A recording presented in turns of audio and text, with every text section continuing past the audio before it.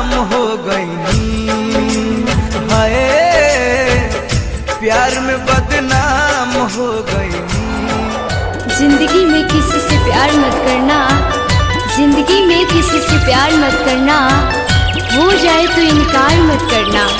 निभा सको तो उस रास्ते पे चल के निभाओ, वरना किसी लड़की का जिंदगी बर्बाद मत करना, बर्बाद मत करना।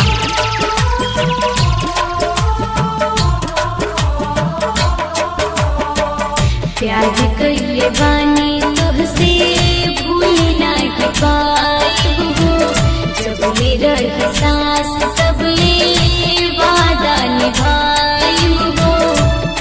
तोहरे खातिर सीता सहातानी हो,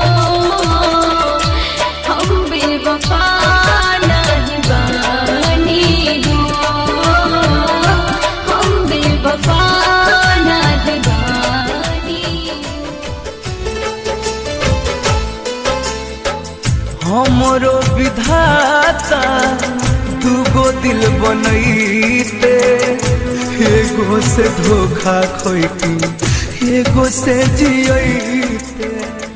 जालिम जमाना बनल बाहर जाई, समझ में न आवे कैसे तोहके बताई।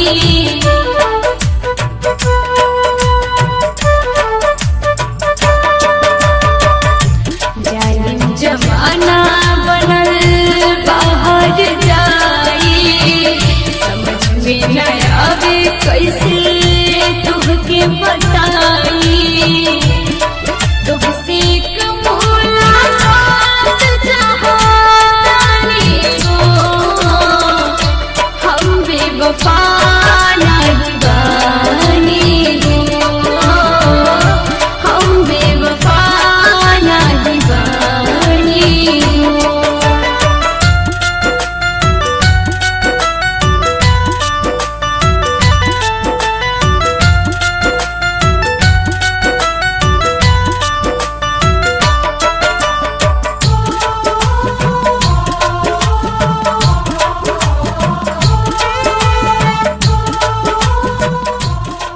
रबिया जियब नइखे परवाह हो, आ जाई त सोझाई है आखिरी बचाव हो।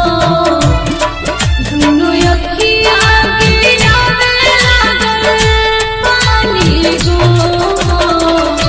हम बेवफा नहीं बानी हो,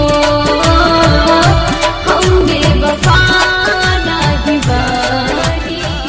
हो गईनी झूठों के क्रिया खोइलू, झूठों के वादा कोइलू, झूठों के क्रिया खोइलू, झूठों के वादा कोइलू। जियते नीलाम हो गईनी, हो जियते नीलाम हो गईनी, हाय प्यार में बदनाम